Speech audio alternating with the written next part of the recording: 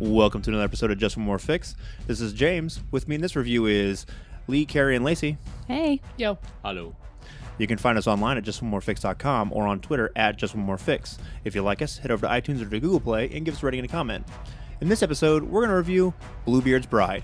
And now, it's time to get our gaming fix.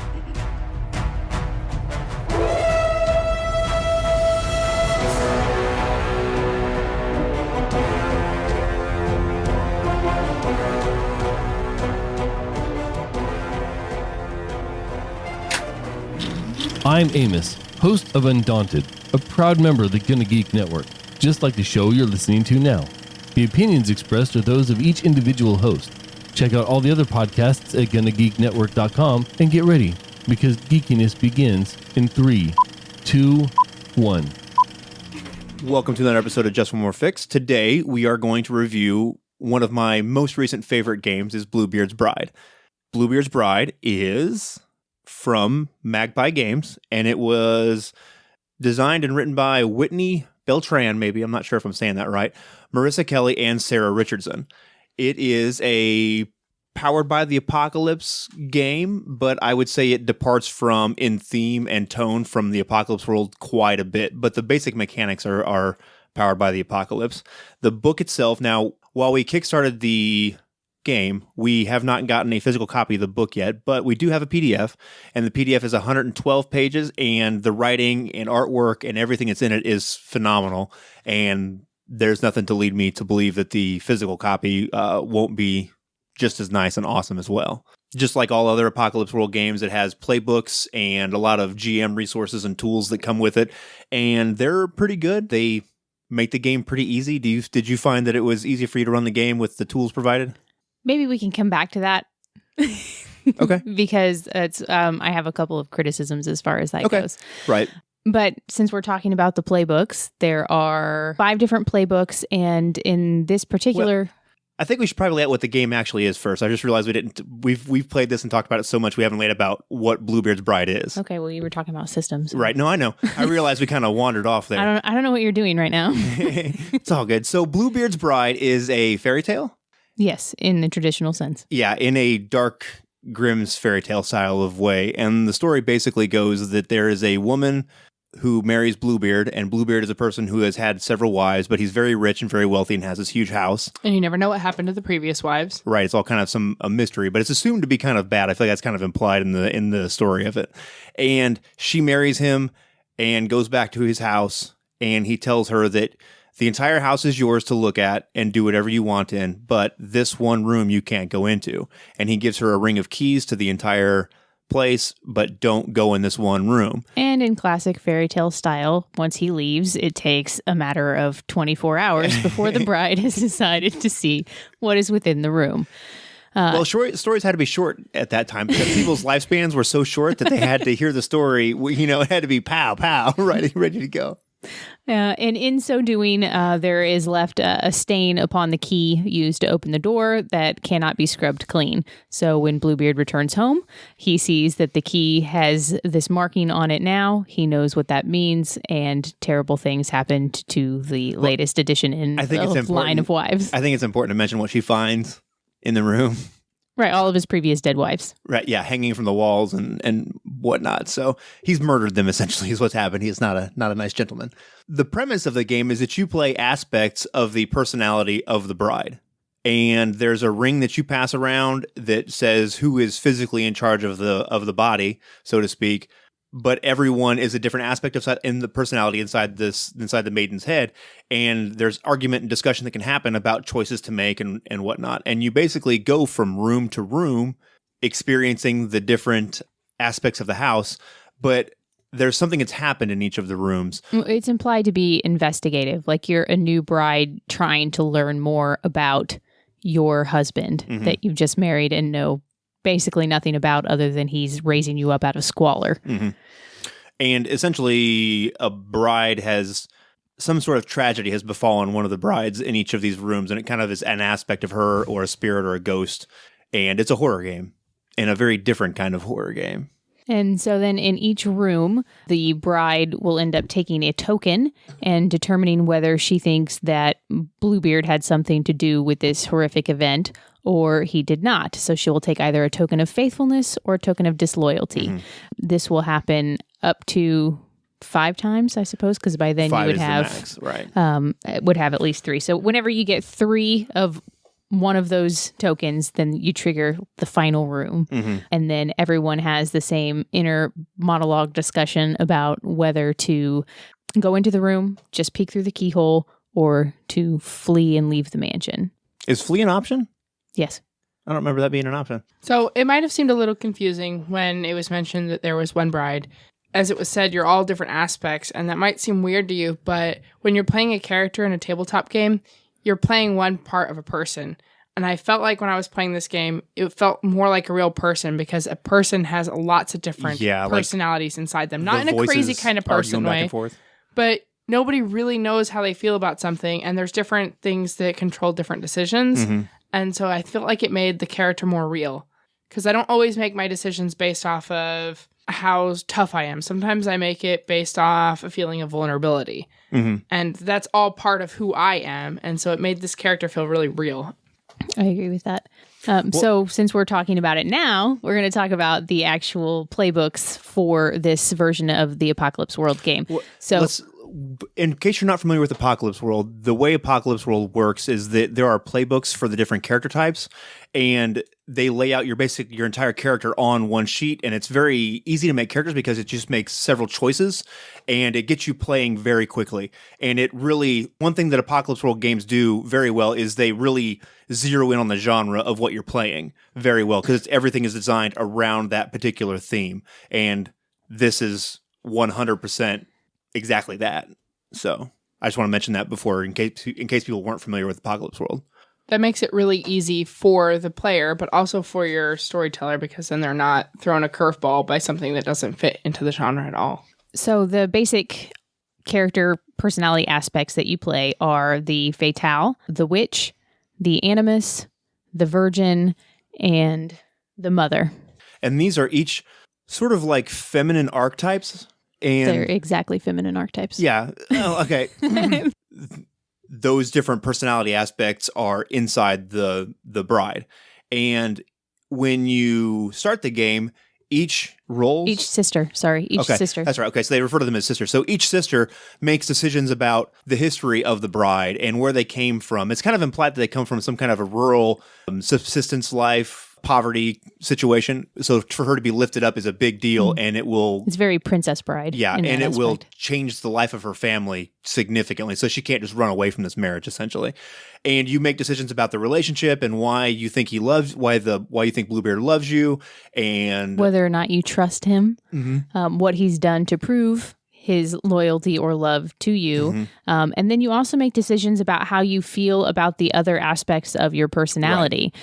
So one of them situation is basically you're tying your other sisters to you, and there's one that you get to choose that sort of helps you, and you choose how they helped you, and then there's one that you choose that you don't like, that has opposed you in some way. And then it builds some internal conflict, just like you have inside your head when you have the angel on one shoulder and the devil on the other shoulder to argue back and forth about a decision that you're going to make. Each sister has a core set of stats, like you get with Apocalypse World, except there are fewer. I think in the normal Apocalypse World system, there's usually like 4 or 5. In this, you get 3 stats, and you get blood, carnality, and resilience.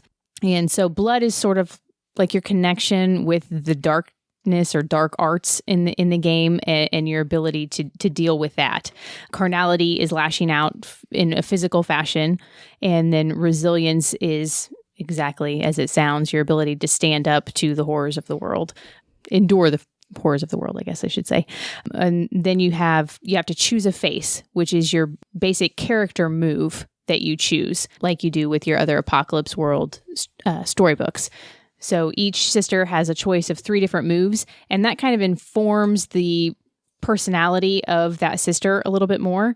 So there are different kinds of ways to play the Fatale, and based on the face move, you kind of determine an aspect of the Fatale's personality. The it's actual very regular pretty moves and visual.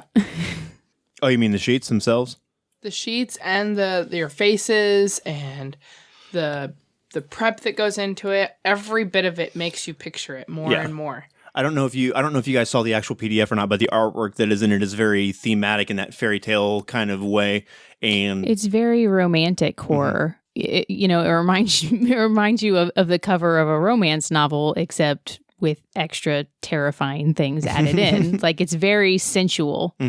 so there are several different styles of moves involved with Bluebeard's Bride, unlike most of your Apocalypse World games.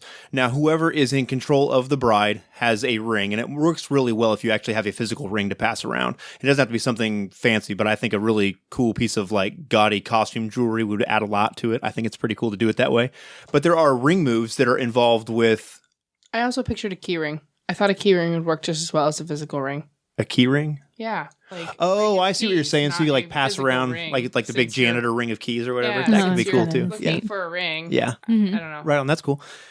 So the ring moves allow you to control the physicality of the bride, and they allow you to make certain very specific choices about when you leave a room, when you cry out for help, if you shiver from fear. There's some very specific things that only the person who has the ring can do, and then the ring gets passed around from sister to sister, and then it doesn't go back and forth between sisters. Once you've had the ring, it has to go to everyone else before it can come back to you. And one of the interesting things that's happened But you get to choose who you pass the ring Right. off, as long as it's somebody who has not Yeah. just had it. and it's interesting because there are certain times where you can tell this sister should probably have the ring for this situation, but sometimes you can't give it to her, which makes it makes an interesting dynamic in some of the way the gameplay changes and some of the chaos that can kind of come out of this and happen. The other piece of this is there are several maiden moves. Is that what they call those? The ones that for everyone can use where So there's just 3 core maiden moves, and each kind of breaks down into how specific it is. But you can care for someone, you can investigate a mysterious object, and you can take stock of the situation. And these are all in the context of when you go into a room and you're examining the horror that has happened in that room in the past, and you're trying to find out what has happened. While it sounds like it might just be a psychological horror, it's also very physical and real in the same way too, because the ghosts are there and can do things to you. So it's not just I see a specter and it's scary. It's very visceral and real as well. And you can take damage. So each sister has a trauma tracker, and you can only take 5 trauma. And then whenever you are taking damage, you can decide, is it just you that's taking that damage, or is it deserving for all of us to Right. take it? And so it opens up the possibility for some good infighting between the sisters. Some Now- bitterness and When the trauma tracker is full for that sister, she shatters. And so then there's like some text that's read with that. And then that sister is no longer involved in making decisions and doing those core moves. However, they become part of telling the story. right, they kind of become a co-GM in a way almost. It sounds way more complicated as we talk about it than it is. It's very straightforward if you're at all familiar with Apocalypse World stuff. Actual system is 2d6. And in Apocalypse World, the most likely scenario is that you are going to succeed at a cost. You almost never succeed outright, and there's a fairly decent chance that you fail. So I know we mentioned it before, but just to make it clear, you're basically going from room to room examining the horrors that have happened in the house. And you're trying to discover whether whatever happened in this room is evidence of Bluebeard being loyal or him being Faithful or disloyal? faithful or disloyal. That's fair. Like I said, when I mentioned at the beginning, it sounds very complicated in the way we're explaining these different pieces and the way they kind of interact together. And I think you're very right. It isn't hard to understand, but it's easier to, once you have it in front of you, to see how things work. Do you guys think that's fair to say? Yeah. And speaking of which, like, I would watch an actual play of this all day long. Yeah, I agree. It's like telling a ghost story. So let's talk about what it does well. And I think that will kind of expound upon what the game is and how it all kind of comes together. For me, it explains what it's like to be a woman very, very well. And I don't know, that sounds really weird, but that is what it does well to me. And it's a great storytelling game, and it's really hard to run horror. And when everyone's playing a piece in it, that makes it easier. And I think that's a really good thing to have in a game. I think what this does well is actually getting storytelling at the table, because I find when you play like your fantasy style game and everybody's playing their own character, it's your turn. and then it's your turn, and then it's your turn. Whereas we all have an investment in what the person with the ring is doing right at this moment. And so we all want to have a say in that. So I found there was much more in-character conversation during this game, and there was very little out-of-character conversation happening at the table at all. It's very intense. And like, I know you just kind of mentioned like spotlight time, but it's very strange because like the way the spotlight is shared is different than in any other game because everybody's very active and involved. And when I have the ring, everybody's paying attention to what I'm doing. Because the decisions that you're making are going to impact all of us. Yeah, because we're all in the same body. In a very different way than... Yeah, it's just very unique from what other RPGs do. It's not what am I doing, it's what are we doing. Yeah. Yeah. Well, and when we talk to you, it's not our opinion on what your character should do. It's our opinion on what we should do. Right, yeah. It's very different, yeah. This, for me, I love horror gaming, and I've played lots and lots of horror games, and this is a horror game unlike any other that I've ever played. It's feminine horror, which is way different than 99% of the horror gaming that you're ever going to see, because most horror gaming is either Call of Cthulhu style, unknowable evil, wickedness of mankind kind of evil, which is a piece of that, but is in Bluebeard's Bride, but it's very different because of the feminine aspect of it. It changes things quite a bit because a lot of the horror in gaming I think is very much the other side, the more masculine style horror, if that is a thing. I don't know. But well, it's, see a monster, kill a monster kind of, or at the very least investigate monster and then run away or go crazy, but it's not this at all.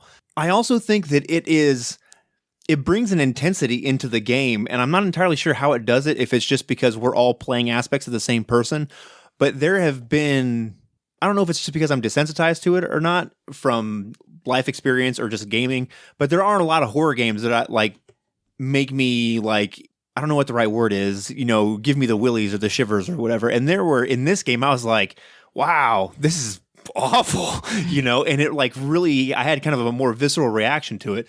And I haven't found that in a tabletop horror game in a long, long time. I think more of it has to do with the larger emphasis being on telling a story. To me, there was so much more talking at the table on my part and on you guys' part. Like, there was just a lot more actual story happening, and there's virtually no dice rolling happening. Right. And I think that makes all the difference. Like, in our game that we played at Gen Con, there was a part of feminine horror. There's like the pregnancy and the loss of self because of having a child. And there was a knife in the room. And basically the debate that the person running the game was presenting to us was, do you cut this baby out of your own belly? And it's a ghost baby and it's terrible and it might be a demon baby. And it was like horror unlike anything I've ever seen at a table. It was very, very different, and the tone of it was very intense, and the storytelling aspect, I think, increases it, but it's just not like normal horror games that you encounter. There was a scene where the baby was wanting to nurse after it was born, and it was like clawing and tearing flesh off of the breast, off of our breast, essentially. Like, it was... May seem familiar to you guys. Yeah, it was very bad and like just I basically different. stole some of those ideas directly because they were so good. They were very good, but I think they are right in that genre of what it's like. I think those are classic feminine horror tropes in that, like, the loss of innocence and the loss of self to becoming a mother. It was just not like anything I've ever experienced. Maybe it's because... There's a lot of room for self-loathing in this game that your characters never deal with. And I think it kind of inherently gives you permission to explore topics that would normally be off limits, even in a horror game. Generally, when you sit down to play a horror game, it's sort of implied you're not going to talk about abortion. You're not going to talk about rape. You're not going to talk about those very feminine, horrific things that happen. I mean, yes, okay, they can happen to men too, but you see what I'm saying? Like, normally there are some topics that are usually considered to be, we don't talk about these things. And in this game, you sort of are given permission to, yes, you're going to talk about these things. Right. You're going to talk about very specifically vulnerability in that kind of way. All right, so that's kind of like what it does well, and I guess, and there's some ways that I think this makes this game difficult to run. one of the things that I thought when I first saw this, I was very intrigued by it and thought it was very cool, and that's why I backed the Kickstarter. After we went and played it at Gen Con, I was very eager to get it, and I was like, I think I want to run this game, and it's gonna be really cool. I really like horror. And then after I played it, I was like, I'm not sure that this is my game to run. This is not in my storyteller voice, and I don't know if that's because I'm a man or if it's just not in my voice. Did that strike you that way at all, or? Yeah, when you told me you were going to run this game, I thought it would be good, but I was like, I don't know, like entirely. There just really is a different set of experiences that come with being a woman than there are with being a man. Mm-hmm. Like there's a vulnerability in situations that is not equally felt and understood on both sides of the table. Now, I'm not saying that I think it would be impossible for a man to run, but I think you would have to sit down and probably dedicate some time to reading and watching and consuming some media done by women. Right. So that you could, pick up on some of those things that may not occur to you and then maybe give it a try. Right. I don't know that I'd want to play this game ran by a man. I thought once we Even if you did a bunch of research. Maybe if I'm being completely honest, and I can't tell you exactly why, but I think hearing the story come out of a woman's mouth instead of a man's mouth, just the voice itself gives it an entirely different feel. Mm-hmm. And then there are certain rooms in that we went through and that I'm sure you could create when you're running the game that will be horrific to a man for a different reason than it would for a woman. Oh, yeah. So to some of the guys at the table, it was horrific because the room I went into was a library, and it might have been horrific because they couldn't get the hand off of them. But for me, it was horrific because I couldn't figure out what I could do to help this person. Right. Like I wanted to get closer to pull her out to help her, and I couldn't do it. But it wasn't the actual fact that she was hurting me. It was the fact that she was so scared that it was causing her to hurt me, and I couldn't help her. Right. Well, it's that kind of caress the horror thing, which is an interesting approach to, horror, I guess. Well, and it's an interesting move, too, because you can use it as purely, I want to help this person, and you can also use it as a very feminine means of manipulation. Right. There is not a lot of rules and system to this game. So it was very easy to read and get through. That being said, I think this is a very difficult game to run. Mm-hmm. And I don't think it's probably one that you should start off with. Right. And if it is, you should probably have a lot of improv storytelling experience or, you know, if you're like a writer or something like that, where you make up stories for a living, I think it would be easier. But you basically go into this game with zero prep. Mm-hmm. So if you're someone who has to have everything planned out, this game is going to terrify you if you try and run it as a GM. And I had a couple of ideas of things I thought would be scary that I could incorporate or creepy, and they didn't end up coming up at all. So I guess the reason for that is when a room is picked, the sister is handed a ring of keys, and she selects a key and then is asked to describe what that key looks like out loud. And the room that you create, it directly relates to the description of that key and what is in there. And you can bend it a little bit, but some things obviously don't make a lot of sense. Right.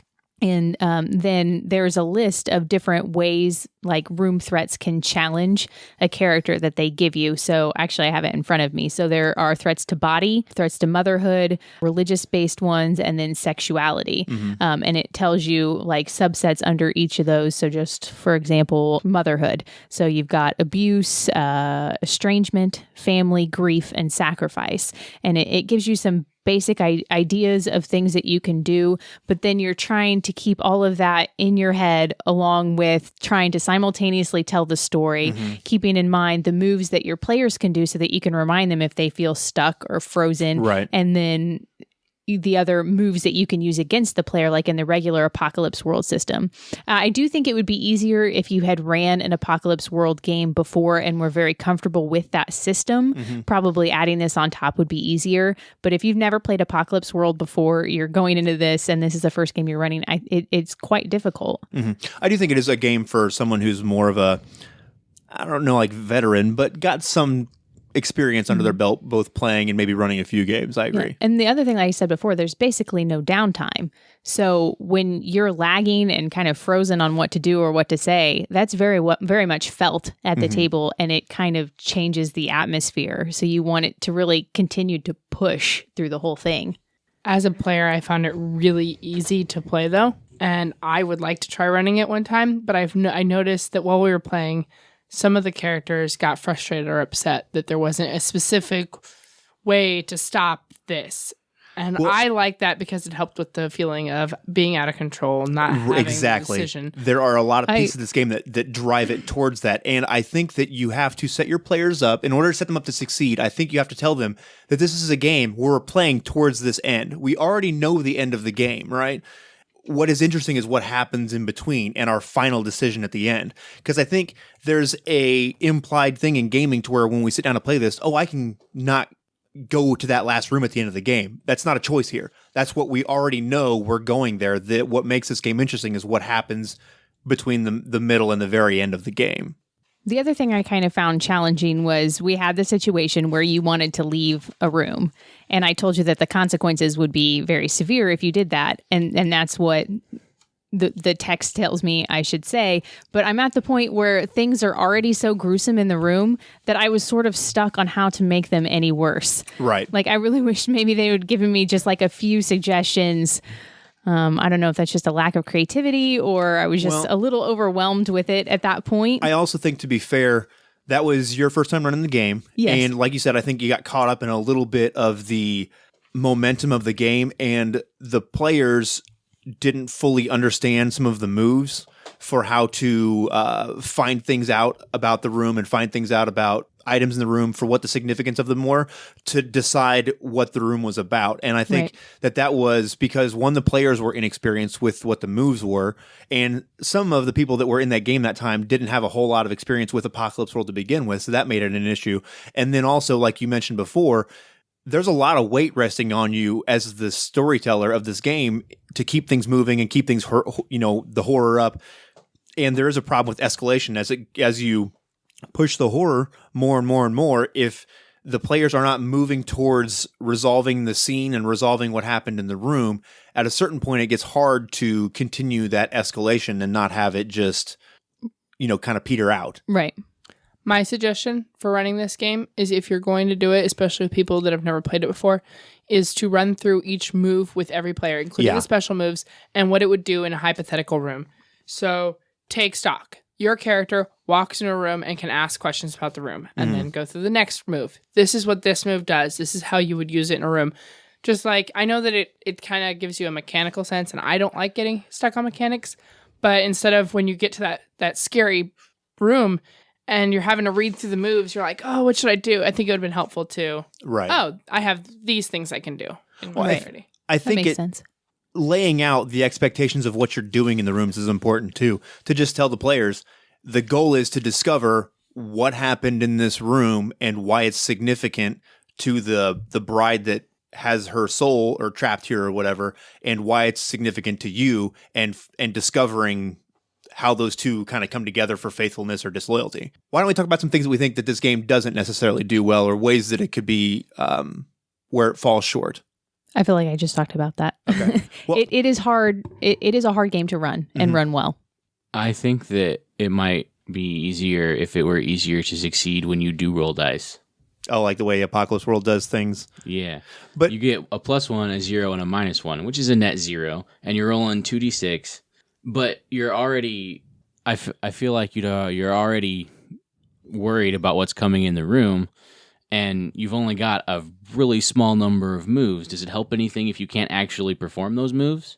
Well, you can still perform them, but the average time when you roll in Apocalypse World, the average will be succeed at a cost, which means you will get what you want, but things will escalate, which works perfectly for horror. So I don't know that, I don't find it frustrating, but I know that there are people that do, because Kurt has a big problem with Apocalypse World, and he feels like it's just always being punished. But it's just a way to escalate things and to increase attention. I think that It seems like an appropriate setting to always be punished for this particular thing. That's true, too. I get your criticism of the Apocalypse World system. I really do. I like it in some other of the Apocalypse World games, but I think to have a significant chance to just outright not be able to use one of the few moves that you do have is... But the chance of outright failure is not that great. You have to get a 6 or less, right? So... The average die roll is a 7. Right. Which is succeed at a cost. 7 or higher. Right. But anything less than that, and you're going to fail. It's way more likely than it is to just succeed outright. Succeeding outright is not what makes Apocalypse World games interesting. I know, but I'm not suggesting that we should have a larger chance to succeed outright, but I think you should just cut the chance not to be able to do it at all and expand that into the succeed at a cost. Why do you feel like it's more of a hindrance in this particular Apocalypse World hack as opposed to some of the other ones?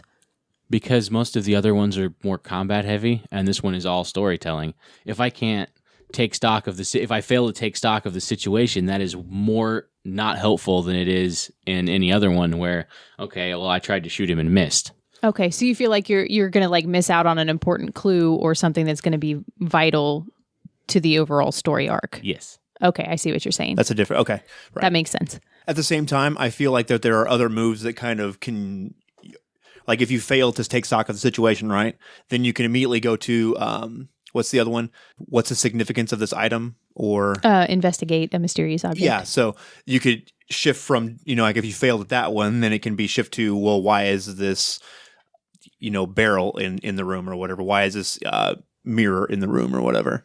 So I don't necessarily, I see what you're saying, but I don't think it necessarily breaks the game. But I do hear you because it is, you can get kind of hung up in there in that sense. One of the things that I think that is very difficult about this game, and I don't know the solution for it, first off to say is I don't think this game is for everyone. No. Right? I would agree with that. I do think that this game plays best with 5 players because you have all aspects of the personality, right? Mm-hmm. And I think that's got its own limitation with it, is if you don't have every personality taken, it kind of changes things a little bit. I would say you have to have at least 4. 4, yeah. And I think they say 3 plus a groundskeeper, but I think 4. I think it would be hard with 3. 5 would be better. I think it might depend on which 3 they are. Yeah, it's true. So, and to be fair, we haven't tried it, so it's hard to say. I do think that if you only had 3 or 4, it would be very interesting to see which sister was left out, because that could really change some things, right? But I don't think that this game is for everyone, and I think that if you have a player who sits down to play this game who is not into it and not invested in it and not wanting to have this specific type of experience, that they could very easily ruin the entire game for everyone. I agree with that. And I noticed at our table we had one other criticism that came up, and it was just the fact that you said originally the witch had been called something different, the crone. Yeah. And renaming it the witch, I think it's a more common term that people are familiar with, right, but it comes with its own set of implied things that I don't think are necessarily right, what is meant by this. Well, I think crone implies like a wise woman, right, and that kind of a piece of it, more like midwifey wise woman, as opposed to witch, which is, there's some wisdom in there, but I think it's more supernatural implying, and I think just crone is the better choice of word. But I think that's instead of wizened old woman, you get bride of Satan. Right. You know what I mean? Yeah, like I was thinking bright green and rides a broom. Either way. I think they may have made that change though, so there wasn't a whole lot of overlap between Mother, because Mother and crone do overlap a lot. I think I'm not so sure. Okay. I think that there are aspects where they do, but I think that there are enough differences to where it draws them apart. But I do see what you're saying, because I don't feel like most people are familiar with crone as an archetype, and they're more familiar with witch as an archetype. Do you know what I'm saying? Yeah. I'm not saying that's good or bad. Well, I think that's actually bad. But it's like someone that might very well, you could imagine living by themselves in the woods, but a matronly figure is like the head of the household, and those are two very different things. Yeah, but they do have a certain amount of implied experience with them both. Right, exactly. They're both generally, you kind of assume that the old woman has gone through that period in her life, and now she's a widow or whatever. You don't normally think automatically spinster. You just think she's past her season, and everyone is gone. By that definition, they're all similar to, say, the virgin.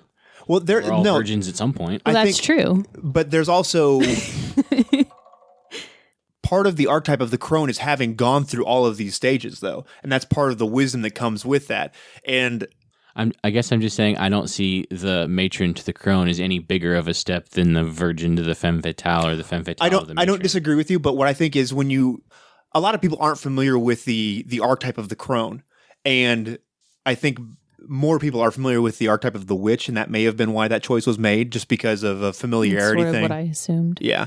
I don't know. Arguing about overlap aside, that was basically our criticism is that the term witch came with its own set of baggage that didn't necessarily aid our game and may have hindered it a bit. I think it hindered it. Yeah, I agree. So- So, other than that, do you guys have any other? I mean, the one big one that I have, and I already mentioned it, is that you have to make sure that everybody's invested in playing this style of game, because I think if you're not, there are people going to have a not a good time.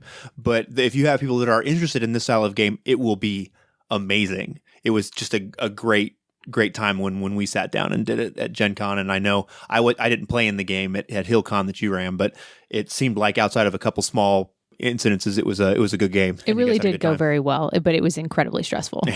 We already kind of mentioned already a lot of stuff about who this game is for and who it isn't for. You mentioned that not for new GMs, maybe not like veteran ones, but you do need to have some time running some horror games and just games in Preferably a general. little experience with Apocalypse World Yeah. out the gate would be helpful as well. Yeah.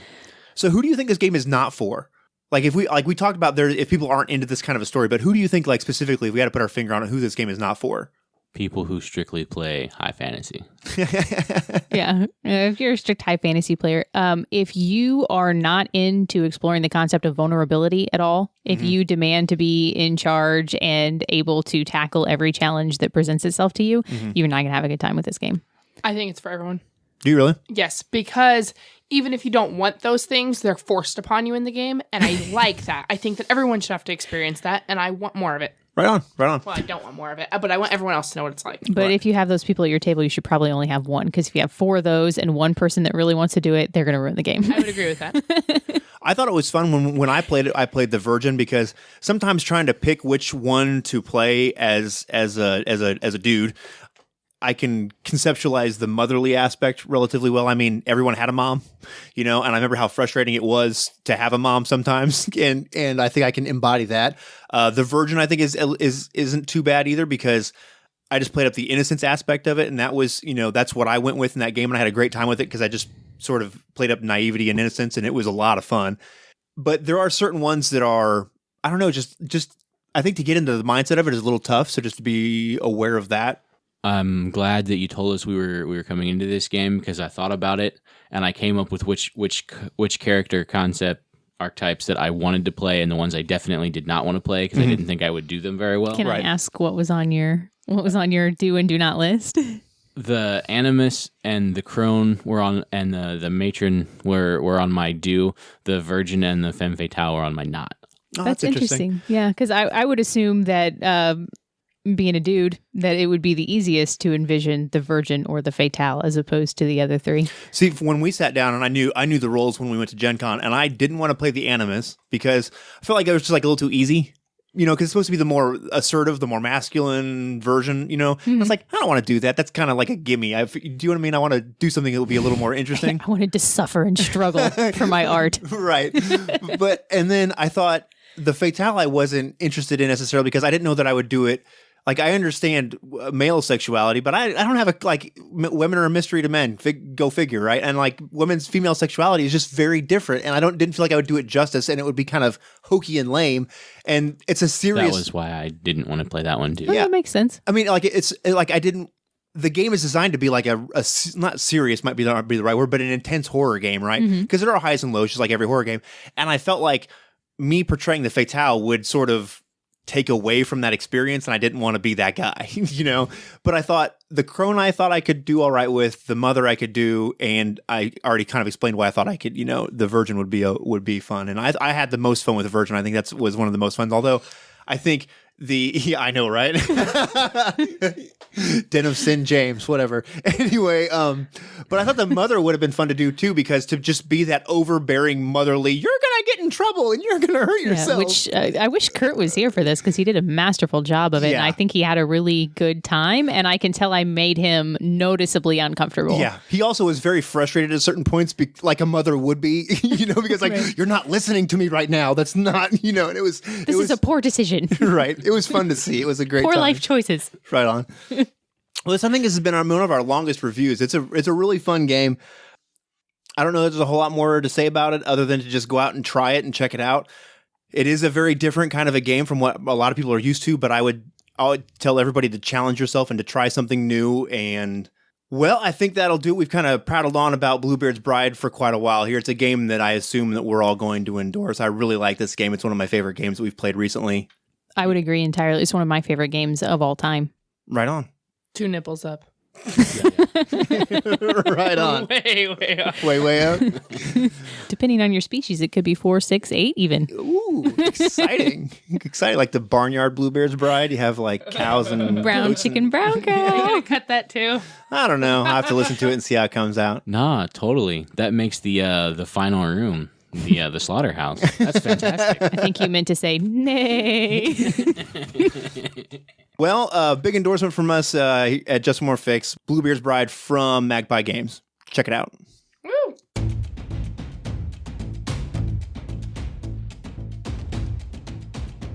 Thanks for listening. This has been another episode of Just One More Fix. Music has been provided by Kevin MacLeod. You can find him at incompetech.com. You can find us at justonemorefix.com and follow us on Twitter at Just One More Fix.